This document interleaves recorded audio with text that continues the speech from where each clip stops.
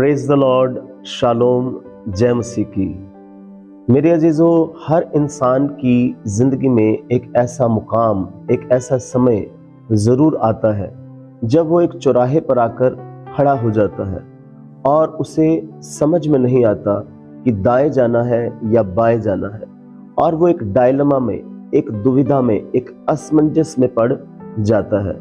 उस समय उसे एक जरूरत महसूस होती है कि काश कोई एक सच्चा मार्गदर्शक होता जो मेरी अगुवाई करता, मुझे गाइड करता और मैं सही दिशा की ओर अपना कदम बढ़ाता। तो मेरे अजीजों, आज का उपवास से जुड़ा हमारा टॉपिक ये है कि उपवास का मकसद हमारा आत्मिक मार्गदर्शन करना है। और कई बार हम इतना ज्यादा उलझ जाते हैं और समझ ही नहीं पाते कि हमें क्या करना चाहिए।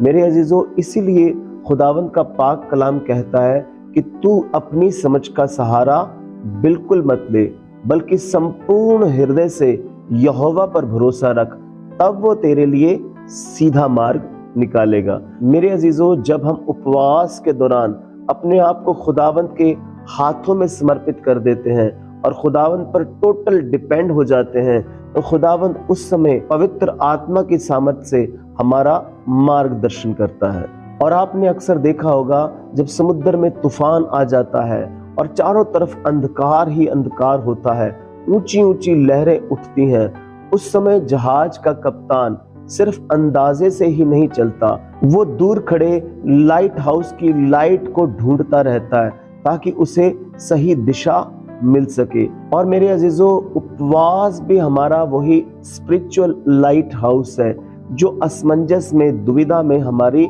अगुवाई करता है और हमारा मार्गदर्शक बनकर हमें सही दिशा प्रदान करता है। आपने अक्सर गौर किया होगा कि एक दिशा सूचक, एक कॉम्पस, उसकी सुई हमेशा उत्तर दिशा ही दिखाती है, लेकिन उस कॉम्पस, उस दिशा सूचक के सामने अगर कोई बड़ी चुंबक रख दी जाए, कोई बड़ा मैग्नेट रख दिया जाए, तो उसकी सुई भटकती रहती है।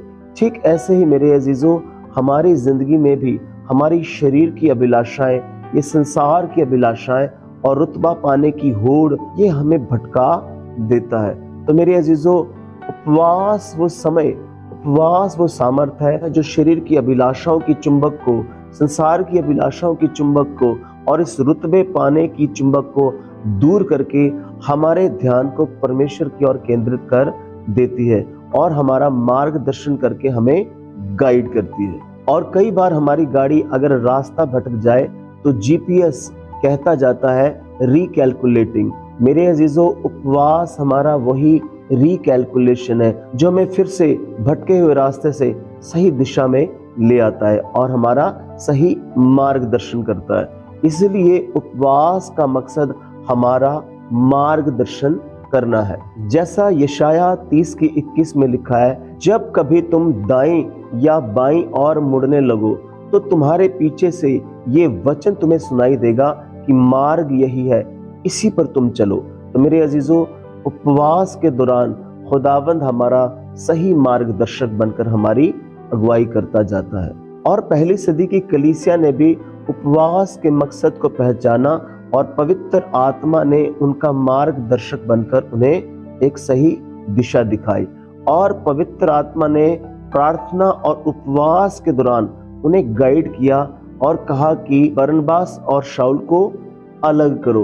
तो मेरे अजीजों, उपवास का मकसद हमारा सही मार्गदर्शन करना है, हमें सही गाइड करना है, हमें सही दिशा दिखाना है। जैसे एक तीरंदाज जब निशाना लगाता है तो तीर को पहले पीछे खींचता है, ठीक ऐसे ही मेरे अजीजों, उपवास का समय हमें पीछे खींचने जैसा है ताकि हमारी जिंदगी का तीर सही निशाने पर, सही लक्ष्य पर जाकर लगे। तो मेरे अजीजों, उपवास का मकसद मेरा और आपका सही मार्गदर्शन करना है। इसलिए मेरे अजीजों, जिंदगी में अगर आप कोई बड़ा फैसला करना चाहते हैं, बड़े निर्णय लेना चाहते हैं, या आपको समझ में नहीं आता कि कौन सा फैसला कब करना है, तो उपवास वो समय है कि आप परमेश्वर की प्रेजेंस में आए, परमेश्वर के आत्मा की अगुवाई मांगे। तब उपवास हमारा मार्गदर्शक बनकर हमारा मार्गदर्शन करेगा और हमें सही दिशा दिखाएगा। तो मेरे अजीजों, उपवास का मकसद मेरा और आपका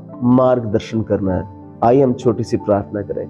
पिता परमेश्वर, आपके प्यारे बेटे प्रभु यीशु के जीवित और सामर्थी नाम को लेकर हम आपका धन्यवाद करते हैं। प्रभु, आपके तमाम बेटे बेटियों का इन उपवास के दौरान पिता परमेश्वर आप सही मार्गदर्शन करें प्रभु यीशु मसीह, ताकि ये सही फैसला, सही निर्णय ले सके पिता परमेश्वर।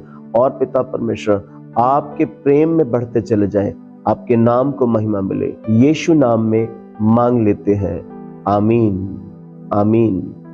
तो मेरे अजीजों, ये 40 डेज फास्ट का डे 10th था और हमने इसमें सीखा कि उपवास का मकसद हमारा आत्मिक मार्गदर्शन करना है। तो मेरे अजीजों, उपवास के इस 40 दिन के सफर में हमारे साथ बने रहिए और परमेश्वर के प्रेम में बढ़ते जाइए। God bless you. खुदा आपको ब्लेस करे। Stay always blessed in Jesus. Amen.